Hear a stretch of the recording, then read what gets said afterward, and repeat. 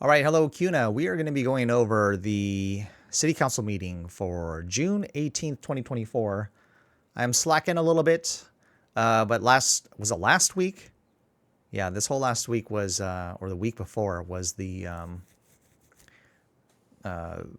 in Coeur d'Alene, the Idaho Republican Convention, and that sucked up a lot of air and basically clean sweep for the Republican conservative, liberty-minded agenda, so to speak. All right. Let's see, I'm hearing some noise. Let me make sure this is still working. Okay. That at this point. Okay. All right. So we're going to just take a look. Also, Ada County is doing its budget presentations. I think they have multiple days. I mean, that's probably like 20 hours worth of presentations. Maybe I'll do a video where I attempt to go through them and then I'll stop. But yeah, that's pretty brutal. We're all busy. I'm busy. So anyway, let's see what's going on here. Streetlight resolution. Okay, so that'll be interesting.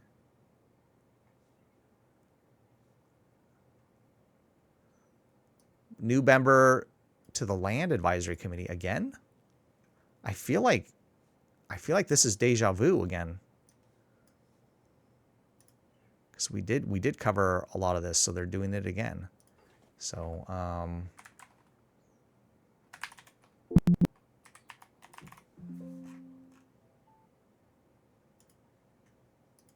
Right to public hearing. Consideration to approve case number 2304A.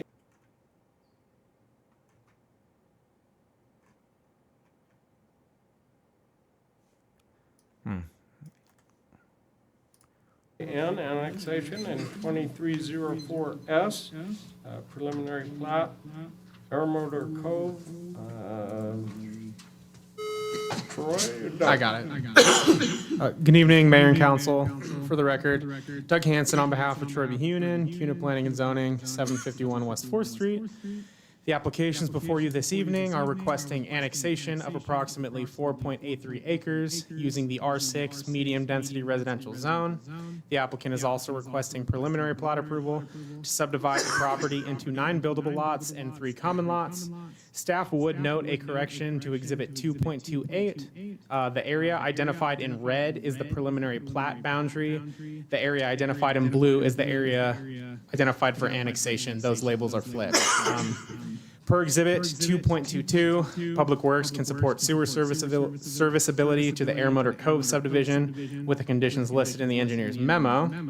Per the Kuna School District comments in Exhibit 2.27, the proposed development would be served by Kuna High School, Swan Falls High School, and Silver Trail Elementary, all of which are over 100% capacity. Staff has reviewed the proposed annexation and preliminary plat for compliance with Kuna City Code, Idaho Statutes 5222 and 6765, and the Kuna Comprehensive Plan. And should the council approve the applications, staff would recommend that the applicant be subject to the conditions of approval proposed in staff report. So we're seeing if the school mafia has approved them or not, give them the green light. With that, I will stand by for any questions. Okay, questions for Doug? Not at this time. Okay, seeing none, if the applicant would like to present. R6 means 6 homes per acre. Is it on? Okay. I'm Andrew Newell. I'm with Wilmer Engineering. Our address is 4355 West Emerald Street. Thank you, Doug, for that presentation. I don't think I have anything else to add. I think working with staff really helps solidify this project pretty well. So we've reviewed the staff report, and we concur with its findings. So I'll just stand for any questions that you have today. Okay, questions for the applicant? Not at this time. Yeah, thank you very much. All right, and this is a public hearing. Is there anybody who wishes to testify on this matter that didn't get a chance to sign in? Kuna always has the school district, The right one here. has their rep. Let's see if she comes out. Did you pay the troll tax to the school board? How are you? Good. You're right fast. Awesome, thank you. All right, first we have signed up to testify Beverly Wolf, testifying neutral. Beverly Wolf, 3420 West Commemoration Avenue, Meridian. I know this isn't a large division, and I'm an equal opportunity statement makers, so this one adds to the school problem, just like the big ones do. So it's a problem that's not resolved. It also will add more traffic, like everything else that's coming in. And I don't understand why bigger picture isn't consistent there yet. I mean, I know you're trying to, but do you have the projects numbered? Do you know what streets ACHD is going to close down? That's starting to cause ripple problems out there. When any development starts and there needs to be road work or anything else done, what's the plan? Does everybody know? Does everybody get informed?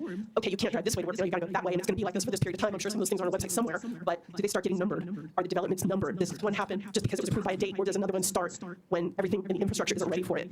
It's just a question because taxpayers are bearing the burden of increased insurance and increased costs of everything. Utilities and everything are going up. So what happens to the people who are already here, who are already paying the taxes? Just want to know. Okay, thank you. And Danielle Horace. Here we go. Good evening, Mayor, Councilman. Danielle Horace, Kuna School District 711, East Porter. So I want to start by letting you all know this is likely my last public testimony on behalf of students of Kuna School District. So I want to start by extending my sincere gratitude to all of you for your partnership, for the focus that you've all shown to help make sure that every kid in Kuna has a place to learn. So thank you. My role is called Director of Partnerships, right? Because that's what I was asked to do. Figure out a way, Danielle, to go engage developers who want to build houses in Kuna and find a path to partner with them, find a path that makes sense to them, find a path that makes sense for our community, and find a path that ultimately makes sense and benefits our kids. So what that partnership looks like usually is me meeting with developers, right? I explain the physical conditions of our schools. I talk about the lack of appropriate heating or cooling in classrooms. I let them know about the overcapacity classrooms. I let them know about our lack of space for sporting fields and events. We talk about it. And then I ask for a voluntary contribution of $3,200 per door. And that is a voluntary contribution. And this is meant to help mitigate, not solve, and that's an important distinction. It's meant to mitigate the impact of the growth of that development. And I want to tell you, and I want everyone to remember this, please, it's working. It is actually working, folks. Developers hear this message, and they often respond with voluntary donations of land that we can build schools on. They respond with... Oh, man, the spin on this. Pay the troll tax. Oh, it's working. Yeah, this... yeah, you will not get it approved with the city council unless you pay it. It's working. Parcels of land that we can save and sell later and use the money for what our needs are. They respond with money. We've even had one respond with building us a home through partnership with our Swan Falls High School students that they can participate in it, and then we can ultimately sell that home. I'm really open to what does partnership look like, right? And I'll tell you that many developers... Partnership, it's like coercion. If you don't pay it, the city council is going to deny you. You'll get the denial from the city. Anyway, let's keep going. Used to some upfront costs when they build homes, because it's really easy to see how developments impact the communities they build it, right? They know there's additional need for more traffic lights, just as Beverly said, because there's more traffic. They know there's need for more police and fire stations because there's more citizens to serve. And folks, they do also know that there's more need for teachers, desks, and physical schools because their developments bring kids. And in most states, developers are actually legally required to pay schools for this, but in our state, that's not an option. We live in one of two states where schools are actually excluded from receiving these fees to cover the cost of growth. And so I hope it's clear that for everyone to know that developers don't have to cover the cost of their impact schools. But many do because they know that it makes sense. And they also know that good schools sell houses and that people move to Kuna for their families. So I didn't meet with this developer, but my partner, Robbie Reno, did. And he explained the situation at our district, and he asked for that contribution of 12 times 3,200. And we did not get an offer of partnership. He doesn't have to, so he's saying no to covering that small portion of the impact of subdivision will have on Kuna School District. And so it's for that reason that I'm asking you to deny this application. Oh my God. Oh, such an obvious shakedown, no matter how much they try to use different words. 100% shakedown. So I will predict the project will be denied because of that. But hey, I could be wrong. Let's see.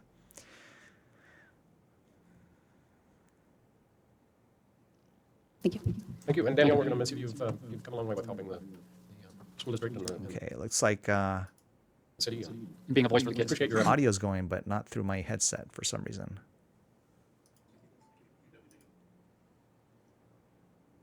I'm gonna pause and fix this.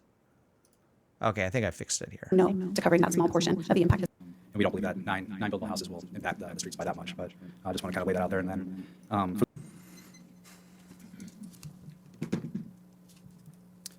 again, Andrew Newell with Wilmer Engineering, 4355 West Emerald Street. Just to touch on to Beverly's concerns about the traffic, it's not required by city code for a subdivision of this size to provide a traffic study. So therefore, we're just following the requirements. Kind of lay that out there for many. It is smaller, so they could also approve it too if it's not that big. Communicating and 855 West Orbit Road. I've lived there for 27 years. This project has been about 5 years in the making between ACHD and the city to actually just create buildable lots for my sons, 2 of them. So with that, without access to the street, we had to create a public way to get into it, and then with that, how to pay for it. And then the lots came about needing to be created to get the lots. But I did call Rob. I spoke with him a couple times, and he kept asking me if I considered paying a mitigation fee. And I did tell him that I was able and willing to, but I wasn't able to do it at The other side of the shakedown. the cost that they're talking about. And he was talking to me about development costs and the developers that come into the valley, and especially the Kuna. And I address that with that in this application, it's a little different that I'm technically a developer, but I've also been a taxpayer, and I've been paying taxes in the school district for the last 27 years. One of my sons is here. He was here for 12 years of that, and I've been paying taxes for 15 years since then. And in the next, as far as I can tell, I'll be staying on the property. I'll probably be paying taxes in the school district for the next 20 years, or however I get a chance to. So I asked if they would change it from applicant offers no mitigation to applicant offers partial mitigation. I didn't get an agreement on that. I was willing and able to, but I wasn't able to come up with a number for them. So I tried to go to the school board, which was bad timing on my case because it was last Tuesday during the budget hearing. So if you watch KBY, you saw me. Anyway, I was the first to speak, and it was mostly just to let them know that I'm not a traditional developer, and I have been a taxpayer, and I do support the school district. And I was actually on the committee of the last successful school bond. I've been here for a long time. I've supported every small youth team as a coach, other than football. My wife worked in the school district for 20 years. It's a little different than a developer that comes in, maximizes things, and leaves, which I get that. And I understand the impact of the schools. I've lived through that. I've been part of that. I've been trying to help with that in the past. And this cycle is something that happens with both. I just don't believe that my situation of creating maybe 4.5 students is going to be it isn't the biggest issue of the school district. 4.5 students. I am willing to help them. With that thought, I guess what I want to just finish up with is that I'm willing to help with mitigation. I did not come with an amount. I was offering something either with my time or $500 a door, something in that level. Reaching out to the school district, it was just an informal. I didn't get a conversation. It was just me speaking, and I didn't get a response from them to that, to their credit. That's all that I really had as far as my rebuttal to how I'm actually trying to work with the school district on this. Do you have any questions for me? Okay, questions? Did you say you're moving your sons in those houses? Is that what you're? Well, the whole plan was to create 2 buildable lots because they wanted to actually move back into the city of Kuna.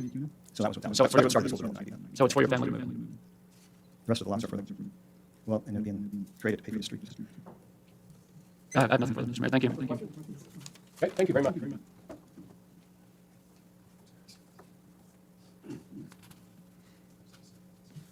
All right, question is rightfully before council.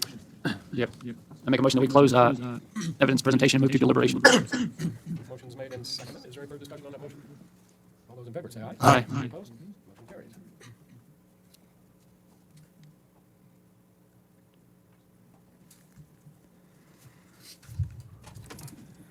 Ooh, the drama. I know what the Well, we've been in this guy's situation before when we have long-time feeling. residents that have a piece of property and they want to do something with it.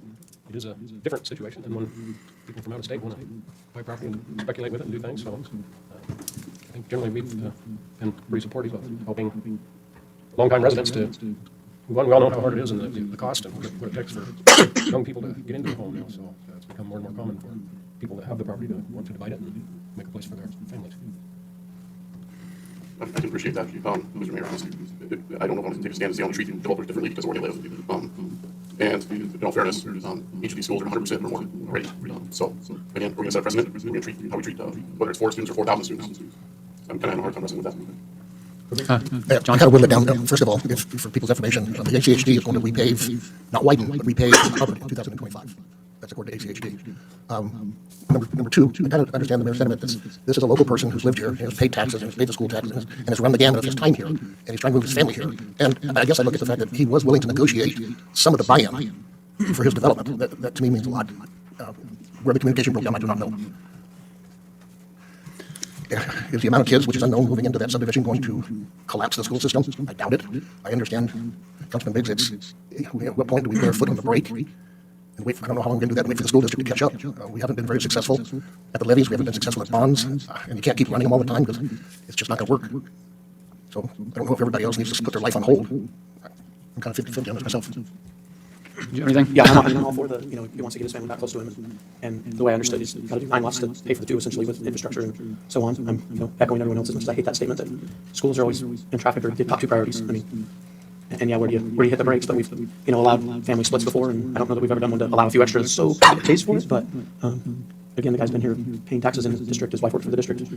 They're good people. I mean, I look at it as, yeah, we have 9 buildable lots. We have 2 houses that'll be for family. But if we have another developer who owns a ton of land, and he comes in with the same sentiment, I've owned land forever, I paid taxes, and I want to build 140 houses, is that going to be looked upon as any type of, you got to treat them like the same with all schools at capacity and failed bonds and failed levies. I think at some point we got to say, hey, it's time to pump the brakes. But that's just for me. So it's going to be a no for me, even though it is 2 for this family and 9 total. But I think everybody has to make their own decision. So. Especially with us moving, closing part of the school and moving students to another area of the school, it may be even more than 100% in some of those. So, but that's just my thought. Right. But I'll entertain a motion from someone. Well, if we're going to do it, myself, I make a motion that we approve case number 23-04-AN annexation and 23-04-S preliminary plat. second. Okay, we have a motion and a second. Is there any further discussion on that motion? All those in favor, say aye. Aye. Any opposed? Nay. Nathan, you want to go ahead and poll the Councilmember McPherson? Aye. Councilmember Biggs? Councilmember Laraway? Yes. Council President Bruce? I'm going to be a nay, but this has nothing to do with the paying of mitigation fees, or it's strictly just capacity issue for me. So no. Mayor, we have a split vote. Okay. I also want to take a lot into consideration that they've been here a long time, paid a lot of taxes. They have the right to Sorry, Mayor, do can what they're going to do, so I would. I comment before you vote? What's that? Can I offer some advice before you vote? Sure, go ahead. Sorry, I was a little slow on the draw, Mark Bybee, City Attorney. The motion was in regards to both the annexation and the preliminary plat, if I heard that correctly. Now I might not have needed to talk, I'm just I know where you're sorry. going with that. If it's a denial, we don't make a motion on the plat. Sorry, I just realized that was a motion for approval, so I'm just talking to hear myself talk right now. But I think you know where I'm trying to go with this. Yeah, I would ask for a substitute motion. Okay, sorry. But I'm tending to vote yes on this. So should I make that motion? No, I think it'll pass with his vote, so it'll be correct. All right, so that motion carries. Item 7, we're going to switch to item 7B. What? All right, so that motion carries. Item 7, we're going to switch to item. That was a little bit. Let me see what the motion was. Sorry, I was a little slow on the draw. Mark Bybee, City Attorney. The motion was in regards to both the annexation and the preliminary plat, if I heard that correctly. To approve No, I it. might not have needed to talk, I'm just I know where realizing, you're sorry. going with that. If it's a denial, we don't make a motion on the plat. Sorry, I just realized that was a motion for approval, so I'm just talking to hear myself talk right now. But I think you know where I'm trying to go with this. Yeah, I would ask for a substitute motion. Okay, sorry. But I'm tending to vote yes on this. So should I make that motion?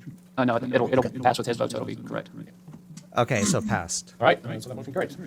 Okay, the motion carries. All right, congratulations to them. Let me see if I can see more. The staff report appears to be. It was not in the same. Okay, here it is. All right. It was not directly in the minutes. You had to click through a link, and that's what I did. So I believe it's that one. And let's see if we can get a. Usually they have a preliminary. A map.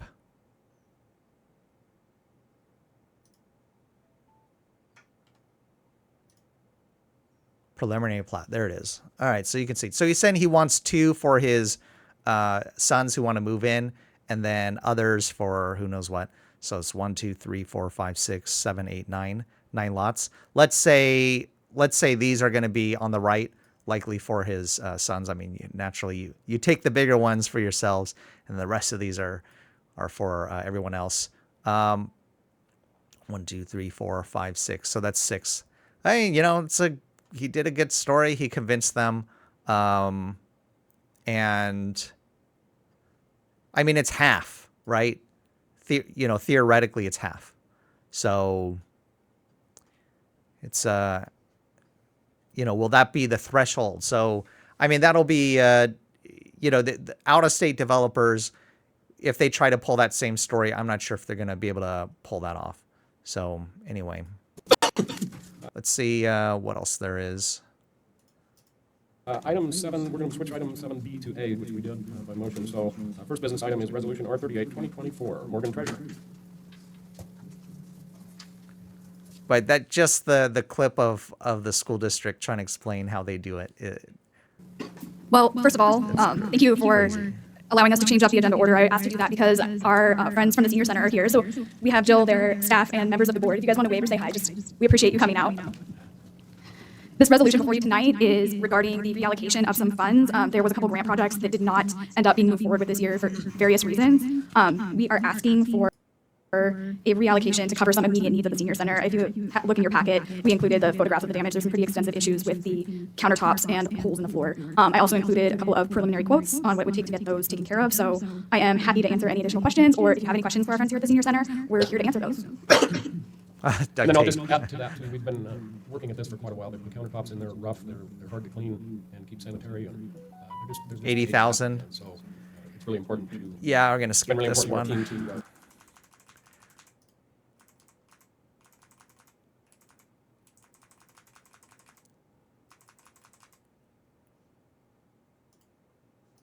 payment amount, meaning interest and principal. And another measure that we use to measure The economy is consumer confidence. So one of the most common polling outfits that looks at this is the University of Michigan. As you can see, it's hovering around 78 right now. That's a rebound from where we were a couple years ago when it hit a low of 62 when inflation was the highest.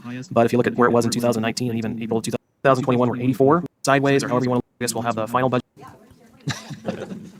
All right, that takes us to budget workshop. Jared MP. Well, budget workshop. Oh, no.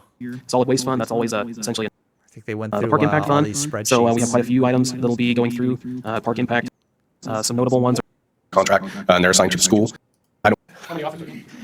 How many officers would that give us? Well, currently, county detectives, we have about 30,000 people.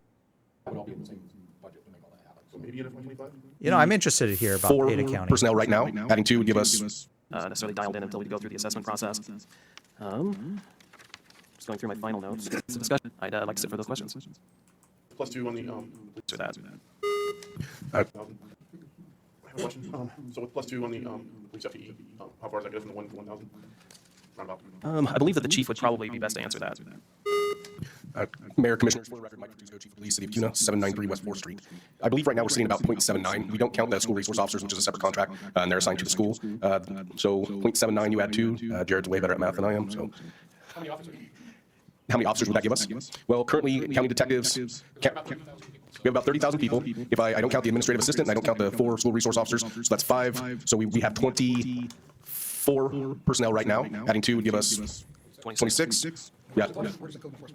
Oh, that's correct. Code enforcement does not count either as law enforcement. I think Jared and I talked. I believe it would take about 7 to 8 personnel to put us at 1 per 1,000. So just keep in mind, the city of Kuna contracts out to the Ada County Sheriff for dedicated police resources. Let's see. So to increase it to from 24 to about 30, so that would take us 6 additional officers. Just for the record, I don't want to hamstring the city, so I'm asking for 2. And the way that our staffing model works is we have currently 6 patrol deputies on each side of the week, plus a motor unit and a sergeant on each side of the week, and they work overlapping shifts. So normal patrol, if you were looking at unincorporated, we run a day shift of 6, a swing shift of 6, and a graveyard of 6, give or take 1 or 2. The way we work is we have 6 deputies that overlap by a couple hours each shift, and then at nighttime we only have 1 deputy on a graveyard shift after the late swing goes home. And my goal is to get these 2 added positions so I can have 2 graveyard positions on at night, so they're not alone, and most of our calls seem to be at least a 2-man response now. So in order to have that for the safety of the officer and for the safety of the citizen, they'd work graveyards where I would have always at least have 2 people on at all times for patrol. I did have one other question, Jared. You may not be all-knowing on this one, but with the DMV that was potentially going to come in here, where you had we're going to fix the building, is that going to be projected in the next fiscal year? And if you're so, what's going to happen to the council chambers? And will that affect the budget? Yeah, so Councilman Bruce, so we do have, that is budgeted for, but I think that that's still under discussion, exactly the logistics of how we go about that, so. So basically, the plan would be to build chambers if big enough, and then this would become the DMV. So it'll depend on what we do to get that built as to what happens. But that would all be in the same budget to make all that happen. So maybe in FY '25? I think you've got To take a small bite of the apple rather than a large one later, so. a lot of cities. So, utilize the tax benefit of that until those buildings are issued their final. Chief, there's a question about when law enforcement reduces infraction costs, DUIs, where does that money come back in the general fund? Yeah, so, Councilman, so we see a line item that we get paid on a monthly basis, so let me find exactly. So I just want people to understand. 753 West 4th Street, sorry. So far, we've helped with doing some metering and some minor things with some of the school fields. Nothing huge yet, but And providing an effective date. make a motion that we waive 3 readings of ordinance 20-24-10. Second. Motion's made and seconded to waive the 3 readings. Any further discussion? All those in favor say aye. Aye. Any opposed? I make a motion that we Okay, this was the irrigation issue. approve ordinance 2024-10 as published. Second. Motion's made and seconded for approval of the ordinance. Is there any discussion on that motion? Nathan, would you poll the council? Councilmember McPherson? Yes. Councilmember Biggs? Yes. Councilmember Laraway? Yes. Council President Bruce? Yes. Enlarge the boundaries of the municipal irrigation district. City of Kuna making certain findings and enlarging the boundaries of the Kuna municipal irrigation system by the inclusion of Ada County Assessor TH Holdings 2022. Any opposed? LLC and declaring water rights for executive session. If someone would like to- Okay, so very interesting stuff. A lot of interesting drama between the city of Kuna, the Kuna School District and her was it Miss Horace's last meeting. And, you know, there might be some other issues going on as well regarding the shakedowns if maybe the new Kuna School District board have basically cut her out of the budget. I mean, they're having to make a bunch of cuts, because the bond did not get passed. So maybe the budget for her coming to every city council meeting and doing the troll toll has ended. So I'm probably gonna make a short of that because that is so money, and I'm not gonna just redo the video. Well, you know what? I'm gonna just redo it. So the video is ended. I'm just going to put that in here because that was a particularly interesting, her speech, given a nice summary. So I'm gonna end up making a short out of this. So you know what? I'll just do that on another video. All right, have a good one. Bye bye.